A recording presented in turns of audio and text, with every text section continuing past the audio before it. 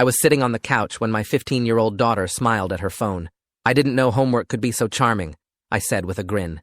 Suddenly, she stormed into her room. I have a boyfriend, okay, Dad? Are you happy now? I took a deep breath. When do I get to meet him? The door flew open. You can't meet him yet. Please, Dad. Not until I turn 16, then I'll explain everything. Bristol, if someone's threatening you or... No one's threatening me. Why do you have to make everything so weird? Before I could respond, my phone rang. My son Jacob calling from the University of Michigan. Hey, buddy, is Bristol dating someone? His voice was strained and urgent, like something was seriously wrong. Dad, listen to me very carefully. Do not investigate this. Give her until her birthday. Jacob, you're scaring me. Is my daughter in danger? No, nothing like that. Just trust her, okay? 2 weeks passed and I tried to respect Bristol's privacy until the most insane thing happened. She started doing her own laundry twice a week. This was the same teenager who refused to learn how to use a vacuum. I was emptying Bristol's hamper when I found this oversized University of Michigan hoodie, Jacob's school. When she got home from school, I held it up casually. This yours? Her face went red. Oh yeah, it's my boyfriend. Thrift store. It's a boyfriend-style hoodie from a thrift store. She grabbed it from me and hurried to her room. That night, I walked past Bristol's room around 2 a.m. to get water and heard her on the phone, voice muffled but urgent. I know, but I can't keep doing this. The lying is killing me. A pause. My dad will kill us when he finds out who you are. You know he will. The next morning, Bristol came down the next morning wearing a turtleneck in the summer. New fashion choice? I asked. Just trying something different. But when she reached for orange juice, the turtleneck shifted and I saw her frantically adjust it to cover it. She saw me looking and practically ran back to her room. I decided to wait until Mother's Day to confront them. We always visited his mom's grave together. Sorry, Dad. I have a huge project due on Monday. It's Mother's Day, Jacob. I know. I'm sorry. An hour later, Bristol announced she couldn't come either because she was sleeping over at Ashley's. When I called Ashley's mom to confirm, she sounded confused, but said yes, Bristol could come over. The pattern became undeniable after that. Every time Jacob mentioned coming home, Bristol had plans. Every time she wasn't home, he was too busy to call. That night, I confronted her gently. Before I could get a word out, she screamed, "Why can't you just trust me?" She stormed off. But the worst part was 2 days later. Bristol came home with her hair chopped short. Her beautiful long hair she'd been lathering with castor oil since middle school. My boyfriend likes it better this way, she said, running her fingers through it self-consciously. The college savings withdrawals were the final straw. $300 transferred to her checking account, and all the charges showed up near Jacob's campus. When I asked, she claimed it was for SAT prep, but couldn't look me in the eye. That's how I spent Mother's Day driving to Michigan. Jacob's apartment was off campus. I knocked, my heart pounding. Jacob opened the door, and his face went white. Dad? We need to talk about Bristol. That's when I heard her voice from inside. Is that the pizza? Standing behind him was Bristol in a slinky bathrobe barely covering her body and messy makeup. We all stood there in silence. Dad, Jacob started. Remember, this is legal. Bristol isn't your biological daughter, Jacob said quietly. She's your wife's daughter. We're not related by blood. We're step-siblings. I stared at him in shock. Jacob, she's 15. You're a sophomore in college. We fell in love, Bristol said through tears. We couldn't fight it, plus I'm 16 soon. I stopped listening after that and swung my fist at my own son, knocking him to the ground. My knuckles hurt bad, and I just stood there watching Jacob grab his nose while blood ran between his fingers. Bristol screamed something at me and rushed over to help him up, trying to hold her robe closed with one hand. I saw the blood dripping onto the carpet, and my brain finally caught up with what I'd just done to my own kid. My whole body started shaking and I backed out of the doorway into the hall, almost tripping over my own feet. Jacob yelled that he was calling the cops, but Bristol grabbed his arm and begged him not to, saying it would make everything worse for everyone. I told them both this wasn't over and turned around to leave before I did something else stupid. The walk to my car felt like a dream, and I fumbled with my keys 3 times before getting the door open. Driving home, my hands wouldn't stop shaking on the wheel, and I kept seeing Bristol in that tiny robe standing behind my son. I had to pull over at a gas station to throw up in the parking lot, then again at a rest stop 20 minutes later when the image hit me again. My phone kept buzzing, and when I finally looked at it at a red light, there were 17 missed calls from Bristol. I turned it off and kept driving. When I got home, I just sat in the driveway for 10 minutes before going inside. The house was dark and empty, and I dropped onto the couch without turning on any lights. I couldn't sleep at all that night, just sat there staring at nothing and trying to figure out what to do. Part of me wanted to drive back and drag her home, but I knew that would probably get me arrested after what I'd already done. Around 4 in the morning, I realized I needed help from people who knew how to handle this kind of thing. Monday morning came, and I called Child Protective Services right at 8 when they opened. The woman who answered sounded tired until I explained my college son was involved with my 15-year-old stepdaughter. Then her voice got serious real fast. She asked a bunch of questions and scheduled someone to come to my house later in the week. 2 days crawled by before Wednesday when Paige Moreau showed up at my door carrying a thick folder and wearing a serious look on her face. She sat at my kitchen table and explained they'd need to talk to Bristol at the school without me there, investigate Jacob and make some kind of safety plan. I handed her everything I'd collected over the past few weeks, including the bank statements and the Michigan hoodie. That evening after she left, I sat at my computer for hours, making a timeline of everything I'd noticed going back months. The money transfers to Bristol's account, finding the hoodie, hearing the late-night phone calls, everything went into a document. I took screenshots of bank records and saved text messages, putting it all in a folder on my desktop while my hands shook typing. Thursday night, my phone buzzed with a text from Jacob saying they were really in love, and I was overreacting about the age thing. He wrote that nothing sexual happened until recently and begged me not to ruin his life over this. I didn't write back, but took a screenshot and added it to my evidence folder. Friday turned into a mess of phone calls trying to figure out who was supposed to handle this, since Jacob lived in a different county near campus. The campus police said it was our home county's problem, but our county said the university was involved, so it was complicated. I spent 3 hours on hold getting transferred between departments. I finally called Ashley's mom to check on all those sleepovers Bristol claimed to have. She went quiet when I explained why I was asking, then told me Bristol had only stayed over twice in the past 6 months. She sounded sick when she realized she'd been helping them without knowing it, and said she'd write down everything she remembered for the authorities. We both kept apologizing to each other, even though neither of us knew what was really happening. Monday morning, Paige called to say she'd be interviewing Bristol at the school that afternoon, and I couldn't be there for it. Standard protocol, she said, but it made my stomach hurt thinking about my daughter facing questions alone. I spent the whole day at work checking my phone every 5 minutes and getting nothing done. When Bristol got home, she slammed the front door so hard the pictures on the wall shook. She screamed that I was ruining her life and told them lies about Jacob being some kind of predator when they were in love. I tried to explain I was protecting her, but she ran to her room and locked the door. Around 7 that night, Paige called back and said there were concerning patterns in how Bristol answered questions about the relationship. She wouldn't give specifics, but said they'd need to do follow-up interviews and create a safety plan. Tuesday morning, I called around for lawyers and got an appointment with Ken Roberts for that afternoon. His office was in this old building downtown and smelled like leather and coffee. Ken was maybe 60 with gray hair and looked tired but listened to everything without interrupting. When I finished, he leaned back and told me straight up I could face assault charges for punching Jacob. My hands started sweating when he explained Michigan law didn't care that Jacob was with my underage daughter. Assault was assault. But he also said we could file for a protective order to keep Jacob away from Bristol since she was a minor. The paperwork took 2 hours, and my hand cramped from writing the same information over and over. Ken made copies of everything and said he'd file it tomorrow morning. Wednesday he called to say the order was filed, but warned me to document everything and avoid any contact with Jacob. He said my punch could actually help Jacob's defense lawyer argue I was violent and unstable. That made me want to throw up, because I realized my anger might have given my son a way to avoid consequences. Ken told me to focus on protecting Bristol now and let the legal system handle Jacob. Thursday night, I sat Bristol down and explained the new rules starting immediately. 7 p.m. curfew on the school nights, 8 on weekends, no phone after 9, and no going anywhere without telling me first. She jumped up and threw her plate at the wall where it shattered and food went everywhere. She screamed that I was worse than prison and she hated me more than anything in the world. The neighbors probably heard her yelling about how I was destroying her life over nothing. She ran to her room and slammed the door so hard a picture fell off the hallway wall. I cleaned up the broken plate and food while my hands shook, then sat at the kitchen table trying not to cry. Friday morning, I found an email from Jacob in my inbox sent at 3 a.m. He wrote 4 pages about how their relationship started when Bristol visited campus for a prospective student weekend back in February. He claimed they tried to fight their feelings, but couldn't help falling in love over late-night talks about books and music.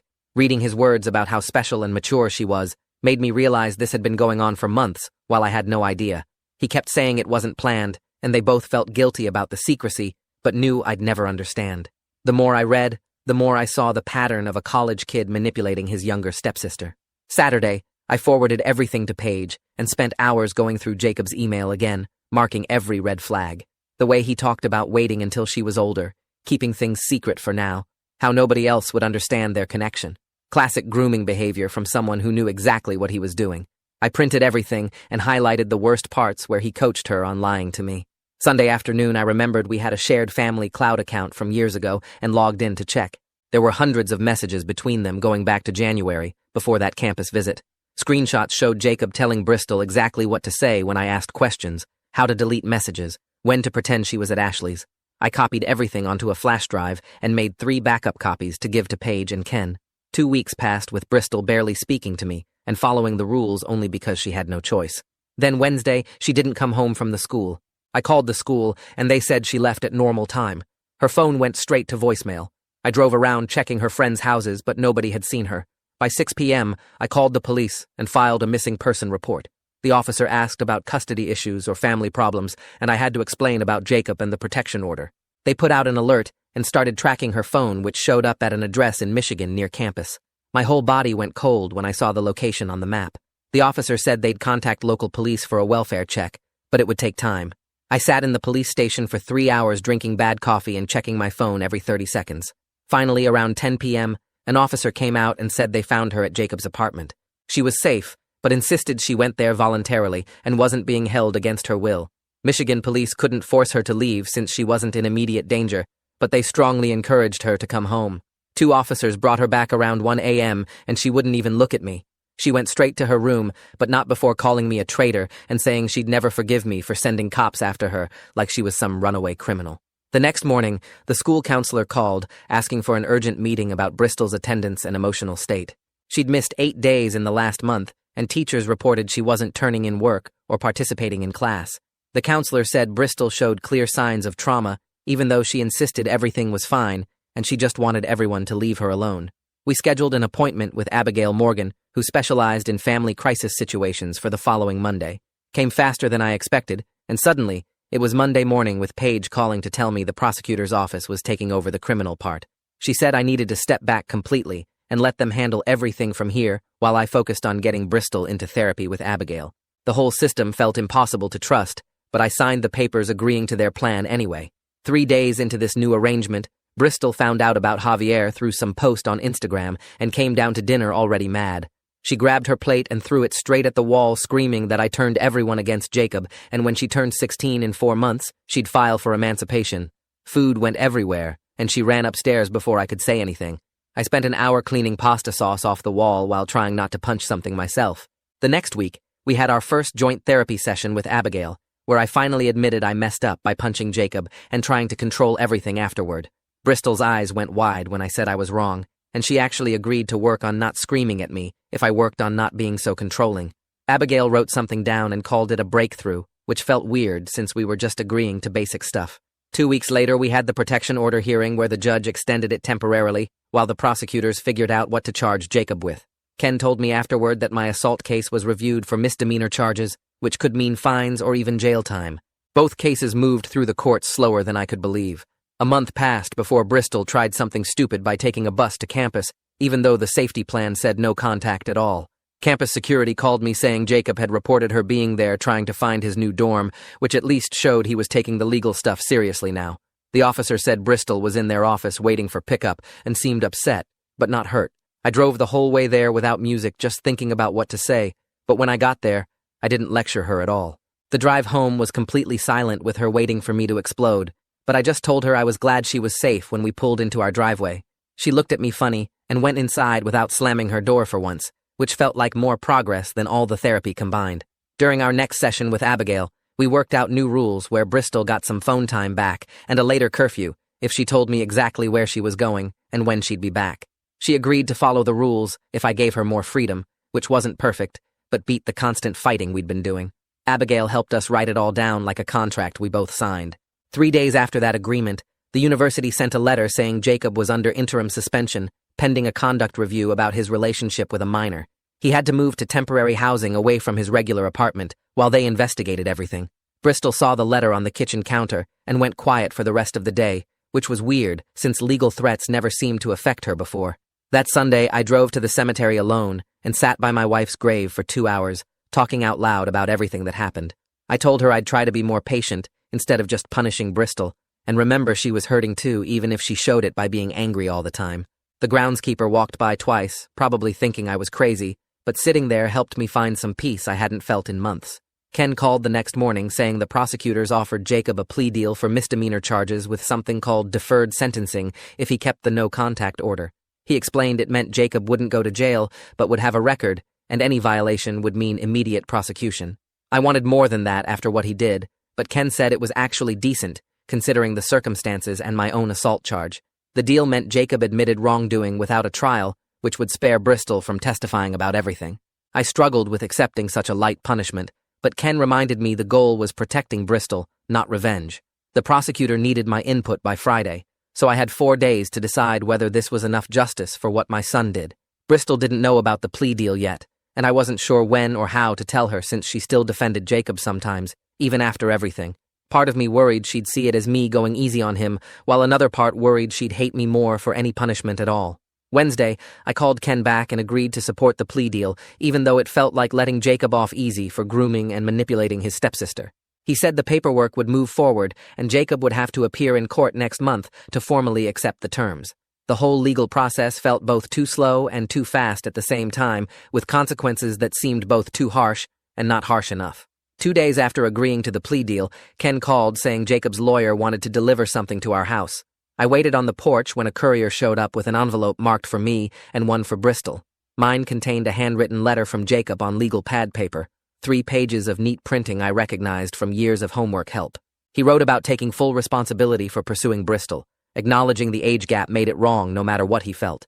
He didn't ask for forgiveness or try to explain anything away. He just stated facts about maintaining the no-contact order and respecting boundaries going forward. The letter felt different from his earlier messages, less defensive and more accepting of what he'd done. Bristol came home from the school and saw the envelope with her name. She asked to read it in her room alone. I handed it over without arguing, watching her walk upstairs slowly, like she was carrying something heavy. She stayed up there for 2 hours without any music or phone sounds coming through the door. When she came down for dinner, she didn't mention the letter at all. Over the next week, I noticed Bristol stopped bringing up Jacob during arguments. She didn't defend him when I mentioned the legal stuff. She didn't claim I was ruining true love or being unfair. During our Thursday session with Abigail, Bristol sat quietly for 10 minutes before admitting the letter made her feel confused. She said Jacob accepting the no-contact order so easily hurt more than she expected. Abigail asked her what she thought that meant. Bristol shrugged, but I could see her processing something important. The reality of Jacob moving on with his life while she was stuck in high school seemed to be sinking in finally. June arrived with school ending and summer stretching ahead of us. We worked out a schedule with morning chores, afternoon summer school, and limited evening activities with approved friends. Bristol complained, but not with the explosive anger from before. We were both tired from months of screaming matches and slammed doors. The house felt quieter, but not exactly peaceful. Summer school enrollment happened without a fight. She picked English and math to make up credits she'd missed during the worst of everything. I drove her the first day and watched her walk in with her backpack, looking more like the kid she actually was, instead of someone trying to be older. The routine helped both of us. Chores at 9, summer school at noon, home by 4, dinner at 6. Structure made things predictable, which we both needed. Our family therapy session the week before her birthday focused on expectations. Abigail asked Bristol directly what she hoped would change when she turned 16. Bristol looked at her hands for a long time before saying she knew the no-contact order wouldn't change. She understood Jacob couldn't be part of her life regardless of her age. Abigail asked how she felt about that. Bristol said it sucked, but she got it. That acceptance felt huge after months of her insisting everything would be fine once she wasn't 15 anymore. I wanted to celebrate this breakthrough but kept my mouth shut. Small victories needed to stay small, or they'd turn into fights. My court date for the assault charge came up in late June. Ken had worked out the disorderly conduct plea with fines and anger management classes instead of jail time. The courtroom was mostly empty except for us, the prosecutor and Jacob sitting in the back row. I stood when the judge asked if I understood the charges. I said yes, and accepted responsibility for losing control that day. The judge sentenced me to pay $800 in fines plus 12 weeks of anger management. Jacob left before I finished the paperwork. That evening, Bristol asked if I was mad about the conviction. I told her I deserved consequences for punching someone, even Jacob. She seemed surprised by my answer.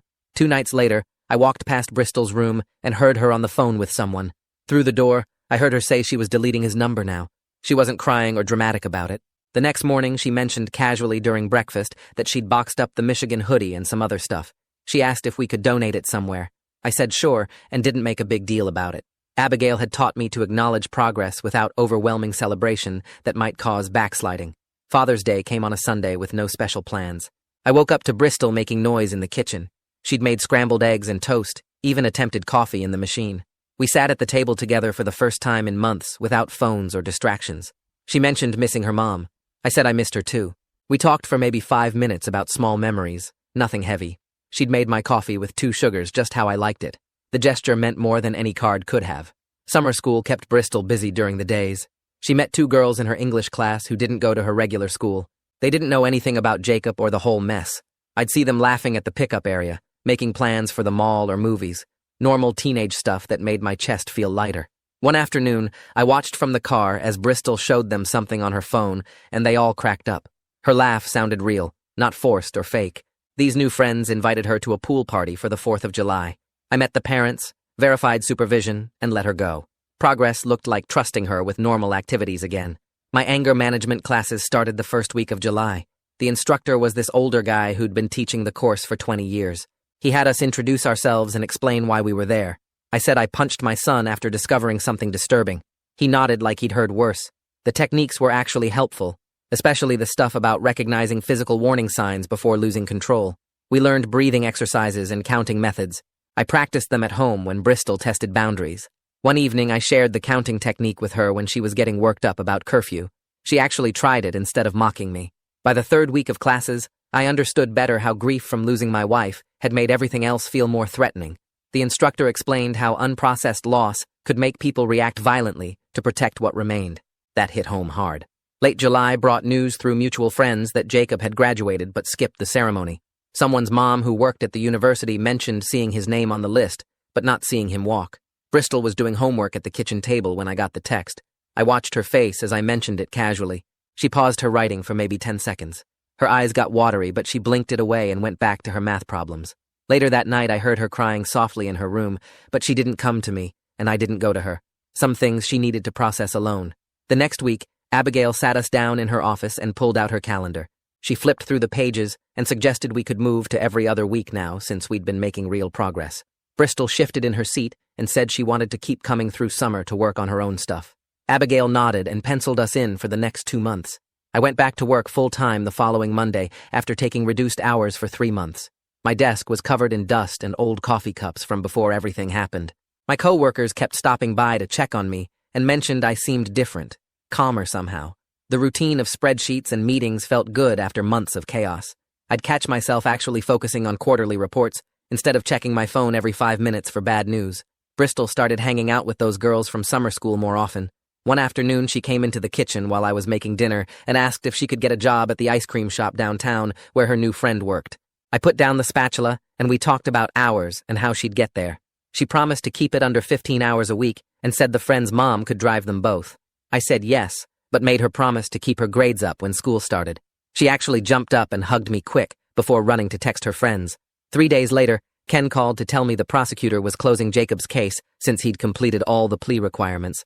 No jail time, but he'd have a record that would follow him forever. I found Bristol doing homework at the kitchen table and told her the news quietly. She stopped writing and stared at her notebook for a long time. Then she asked if she could go to her room, and I said sure. I heard her door close softly, not the usual slam. August came fast, and we sat at the computer together picking classes for junior year. She scrolled through electives and stopped at drama club, asking if she could join. I said of course, and watched her type her name on the sign-up sheet. She picked creative writing too, and seemed excited about the teacher everyone said was cool.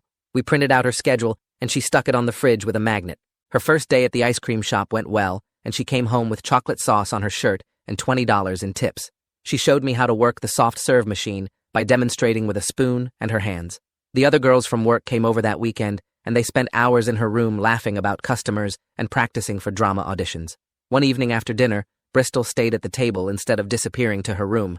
She picked at her placemat and said therapy had been talking about healthy relationships and warning signs. She told me she understood now how keeping secrets and not having other friends were red flags she'd missed. She said Jacob had convinced her that nobody would understand their connection. I just listened without interrupting. She talked for maybe 10 minutes about boundaries and trust before going to do dishes without being asked. The last week of August, I suggested we go to the lake for a weekend before school started. She looked surprised but said, okay. We packed the car with fishing poles and snacks and drove 2 hours north. At the lake, she actually left her phone in the cabin and helped me carry the tackle box to the dock. We sat there for hours not really talking, just casting lines and reeling them in. She squealed when something tugged her line, and I helped her reel in a decent-sized bass. She held it up for a picture, smiling real and wide for the first time since Mother's Day. We threw it back and kept fishing until sunset. The week before school started, I was reading in the living room when Bristol came downstairs in her pajamas. She stood there for a second like she was deciding something. Then she walked over and gave me a quick hug. Good night. Not a long, dramatic thing, just a normal daughter hugging her dad before bed. She smelled like the vanilla lotion her mom used to buy. I said goodnight and she went upstairs. We weren't fixed, and probably never would be completely. But we were still here, still trying, still a family that had survived something terrible. The next morning she made eggs again, and we talked about her work schedule and which supplies she still needed for school. Normal stuff that felt like the biggest gift in the world. Well, that's gonna do it for now. Thanks for just being here and exploring all these curious details with me. Always enjoy sharing this time with you. Subscribe for more content like this.